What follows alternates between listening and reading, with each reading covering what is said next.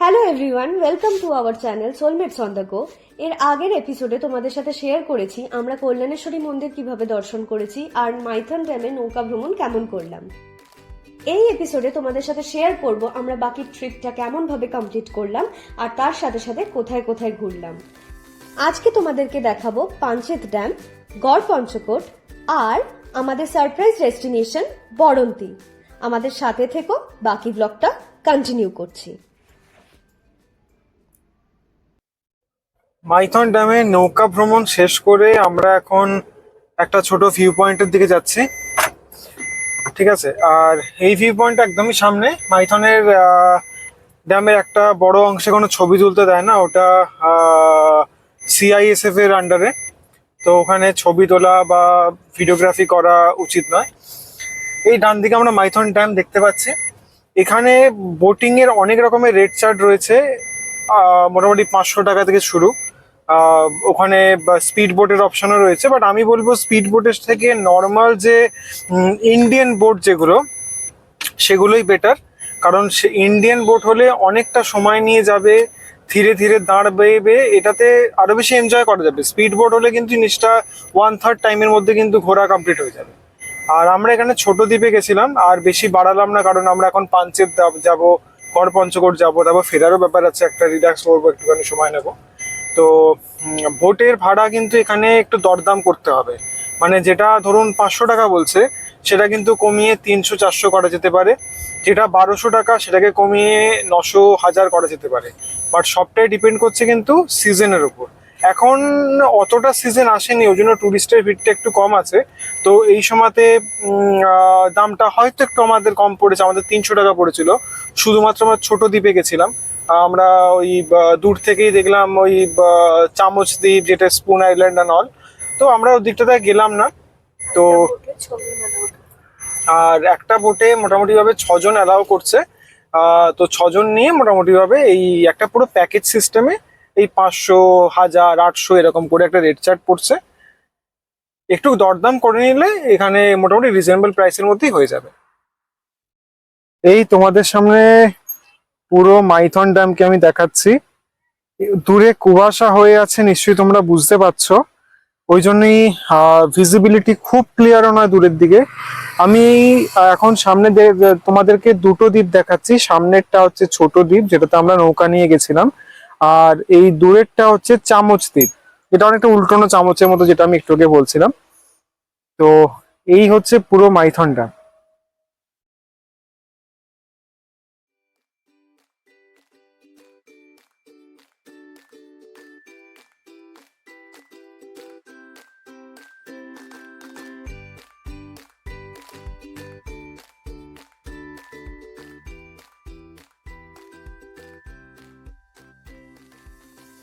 Maithon dam ঘুরে আমরা এখন যাচ্ছি পাঞ্চেতের উদ্দেশ্যে।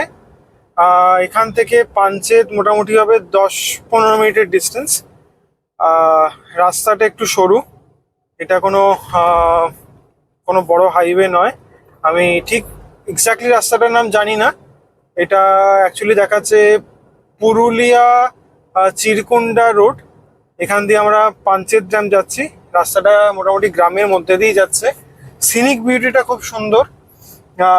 কিন্তু আমি বলবো এই রাস্তা চালালে, যদি কেউ নতুন হও, একটু চালানোর সময় নোটিস করবে এখানে কিন্তু রাস্তার মাঝে মাঝে কিন্তু অনেক গরু মোষ শুয়ে থাকছে। তাদেরকে একটু দেখে চালিও, একটু ধৈর্য নিয়ে চালিও। জায়গাটা মোটামুটি ফাঁকাই, রাস্তার কন্ডিশনও মোটের ওপর খুবই ভালো। এটাই বলবো। তোমরা আমার সাথে এবং আমাদের সাথে বেসিক্যালি একটু রাস্তার সিনিক বিউটিটা একটু এনজয় করো। আমরা মোটামুটি পাঞ্চেত ড্যাম এরিয়াতে ঢুকে পড়েছি। ম্যাপ তো দেখাচ্ছে যে আমার রাইট সাইডে এদিকে পাঞ্চেত ড্যাম, মোটামুটি আরেকটু ভেতর দিকে। তো পাঞ্চেত ড্যামের যে ভিউ পয়েন্টটা, সেটার জন্য সামনের দিকে এগোলে একটা, ওই যে সামনের ডান দিকে একটা মোড় আছে, এই সামনের ডান দিকের মোড় থেকে একটা সোজা একটা লম্বা স্ট্রেচ রয়েছে। ওই স্ট্রেচটাই পাঞ্চেত ড্যাম ভিউ পয়েন্ট, মানে পাঞ্চেত ড্যামের উপর দিয়ে যাচ্ছে। তো দেখা যাক পাঞ্চেত ড্যাম কেমন দেখতে। নিশ্চয়ই আমাদের খুবই ভালো লাগবে, আর আমরা তোমাদেরকেও দেখাতে পারবো।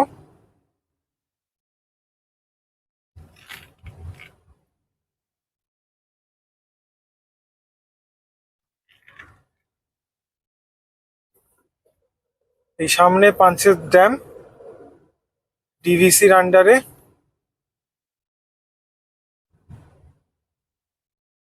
এখানে লেখা আছে স্পিড লিমিট 20 কিলোমিটার। আমি চেষ্টা করব 20-র মধ্যেই স্পিডটাকে রাখার এবং পাঞ্চেত ড্যামের বিউটিটাকে এনজয় করার। আশা করব আমাদের সাথে তোমরাও পাঞ্চেত ড্যামকে এনজয় করবে।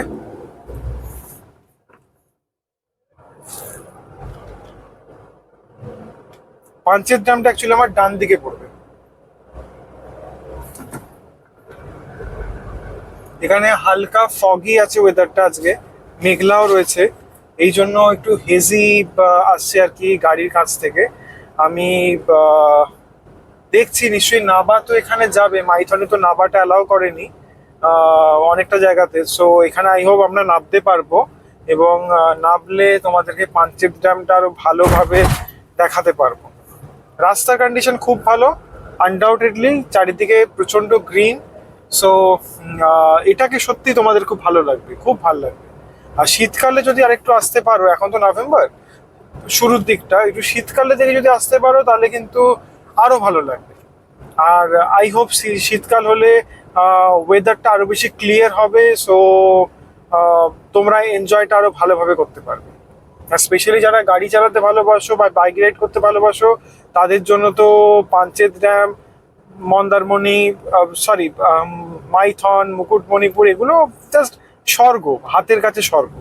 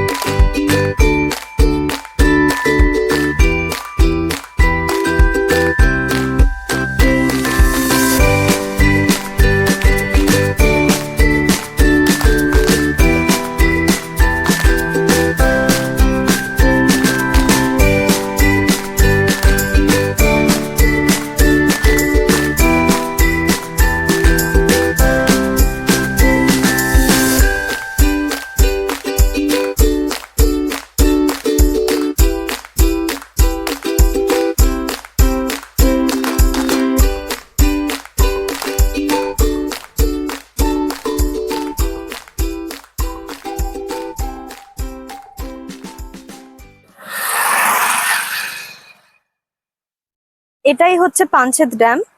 আমরা চলে এসেছি এখানে।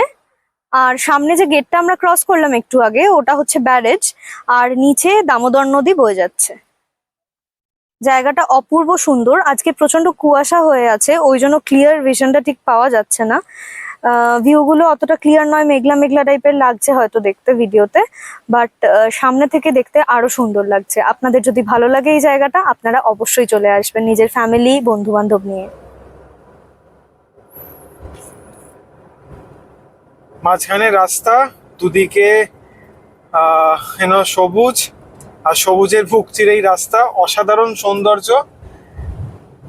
এই সাইডের এই পুরুলিয়া, ঝাড়খণ্ড বা বাঁকুড়া বা পশ্চিম বর্ধমানের এই দিকগুলোতে এই বেলটাতে কিন্তু মানে প্রাকৃতিক সৌন্দর্য কিন্তু অসাধারণ, যেটা আমাদের মোস্টলি ওইদিকে রুরাল বেঙ্গলে এতটাও হয়তো হয় না, কারণ গ্রিন হয়তো আমাদের দিকে একটু কম পড়ে। কলকাতা সাইডটাতে অনেকটাই কম, হুগলি, কলকাতা, হাওড়া ডিস্ট্রিক্টগুলোতে। কিন্তু এখানে রাস্তার বিউটি কিন্তু এক কথায় অসাধারণ, অসাধারণ। যারা বাইক রাইড বা গাড়ি চালাতে ভালোবাসো আমার মতো, তারা কিন্তু জেনুইনলি এই রাস্তাটাকে খুব এনজয় করে।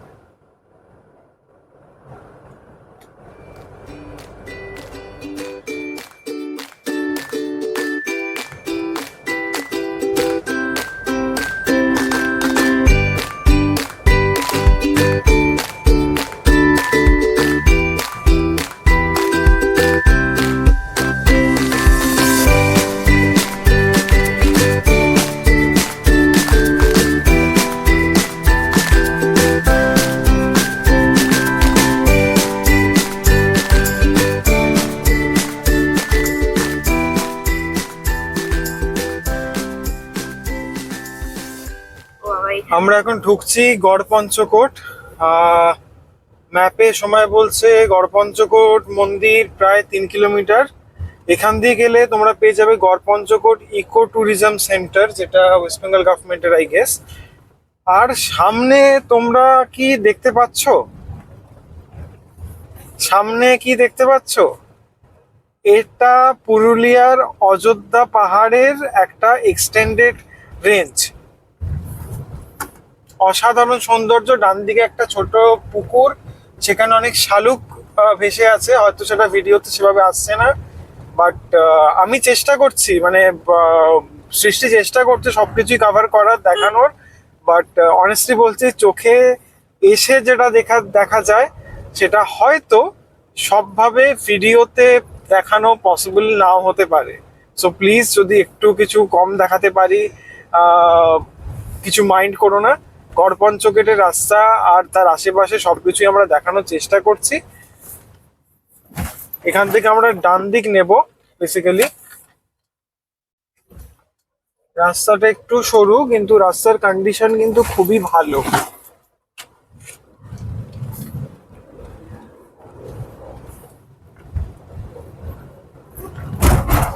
শুধু এখান দিয়ে যাওয়ার সময় ম্যাপটা একটুখানি নোটিস রাখবে, কারণ আমার যাওয়ার সময় যেটা হয়েছিল, আমি কিন্তু বেশ কিছুটা ছেড়ে গিয়ে গেছিলাম, ডান দিকের মোড়টা বুঝতে পারি। আসলে রাস্তা এখানে এতটাই সুন্দর, অ্যাক্সেলারেটরে পা এমনি চলে যাচ্ছে। তো সেক্ষেত্রে যদি ম্যাপ একটু নোটিস না করা হয়, মানে অনেকটাই হয়তো তুমি ছেড়ে এগিয়ে যাবে। আমি 2 কিলোমিটার মতো এগিয়ে গেছিলাম। So I came back, I took a left turn, and আমরা এখন সেই জায়গা দিয়ে যাচ্ছি।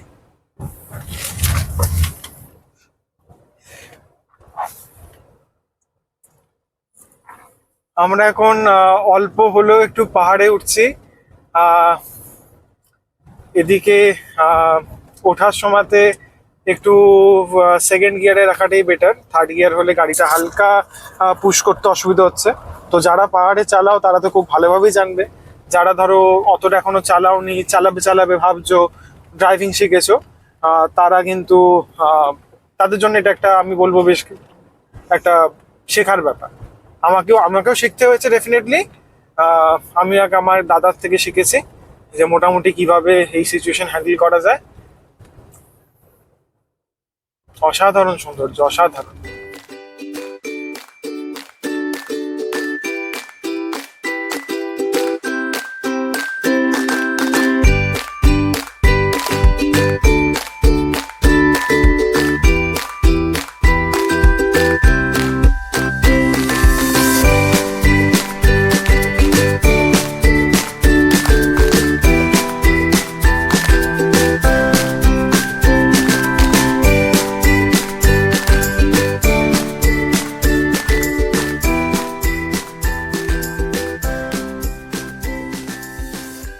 এটাই হচ্ছে গড়পঞ্চকোট মন্দির। এই মন্দিরটা, এটাই মেন মন্দির গড়পঞ্চকোট। এটা খুব সুন্দর। পুরুলিয়ায় একটি অসাধারণ ঐতিহাসিক স্থাপত্যের নিদর্শন হলো এই গড়পঞ্চকোট।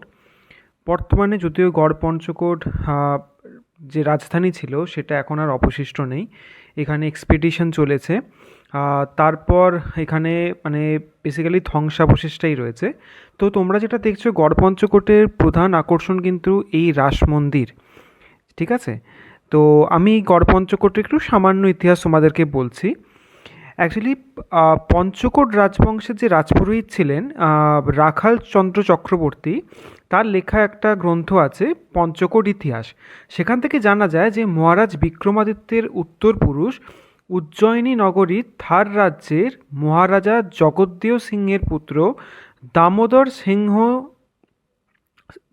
শেখর সিংদেও যে শেখর রাজবংশের সূচনা করেছিলেন, সেই রাজবংশেরই 31তম রাজা কীর্তনাথ শেখর তার রাজ্যাভিষেকের পর কোনো এক সময় তার রাজধানী পঞ্চকোটের এই পাহাড়ের দক্ষিণ পাদদেশে স্থানান্তরিত করেন। এখানে প্রায় 30 জন রাজা দীর্ঘ 800 বছর ধরে বংশ পরম্পরায় রাজত্ব করেছেন। 1750 সালে মহারাজ শত্রুঘ্ন শেখরের হঠাৎ মারা যাওয়ার পর সিংহাসন নিয়ে একাধিক নৃশংস রক্তাক্ষয়ী সংঘর্ষের ফলে রাজধানীর প্রথমে মহারাজনগরে, পরে ব্রাহ্মণী মৌজায় এবং তারপর কিশোরগড় এবং সবশেষে 1832-তে কাশীপুরে স্থানান্তরিত করা হয়। তো দীর্ঘদিন এখানে রাজধানীটা পরিত্যক্ত অবস্থায় পড়েছিল এবং প্রয়োজনীয় রক্ষণাবেক্ষণ এখানে হয়নি। তো এখানে আরেকটা জিনিসও জানা যায় যে এখানে নাকি বর্গী আক্রমণ হয়েছিল, যদিও ঐতিহাসিক সত্যতা কিন্তু খুঁজে পাওয়া যায় না। এখানে পঞ্চকোট মন্দিরের পাশে যেখানে পার্কিং আছে তার সাথে অনেক ছোট ছোট দোকান আছে যেখানে তোমরা টুকটাক খাওয়া দাওয়া করতে পারো। আর তার সাথে ছৌ নাচের এবং অন্যান্য লোকাল আর্টিস্টদের মুখোশ এবং বিভিন্ন হাতের কাজও তোমরা এখানে পেয়ে যাবে।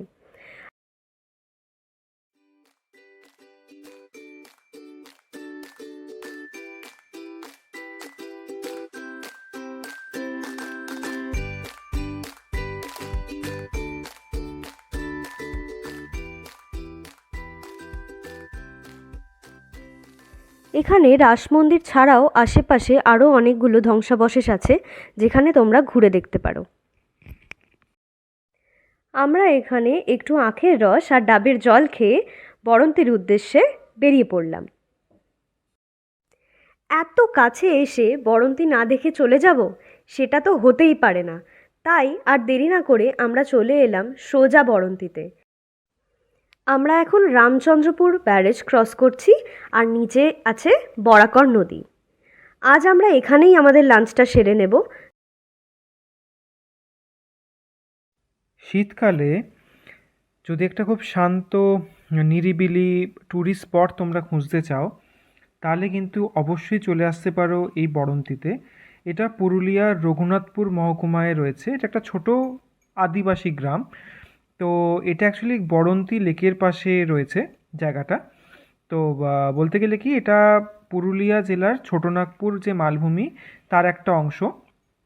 তোমরা এখানে বেস্ট হয় যদি বাই কার আসতে পারো, গাড়ি নিয়ে আসা সব থেকে বেস্ট।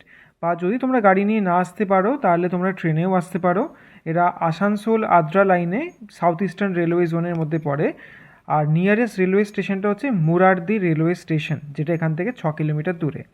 সেখান থেকে তোমরা পুরুলিয়া ভায়া কিছু বাস বা গাড়িও পেয়ে যেতে পারো এখানে আসার জন্য।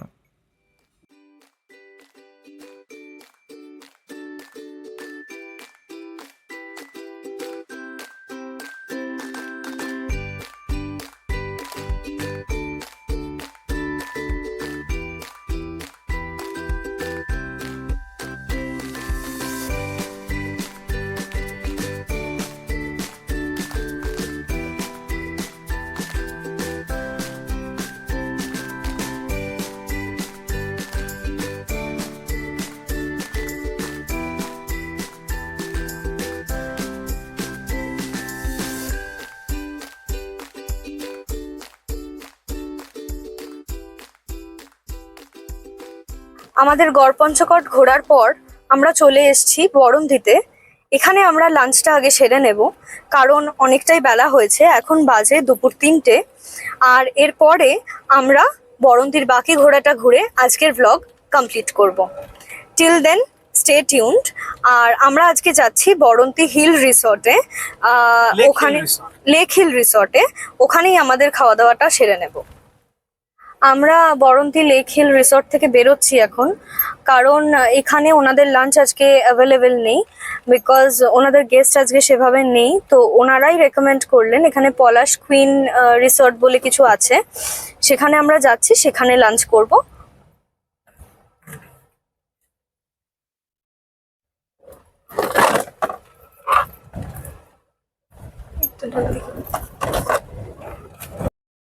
গরম গরম ভাত, ডাল, আলু পোস্ত, মাছের মাথা দিয়ে পাঁচমিশালি তরকারি, চিকেন আর পাঁপড় ভাজা দিয়ে আমরা পেট ভরে লাঞ্চ সেরে নিলাম।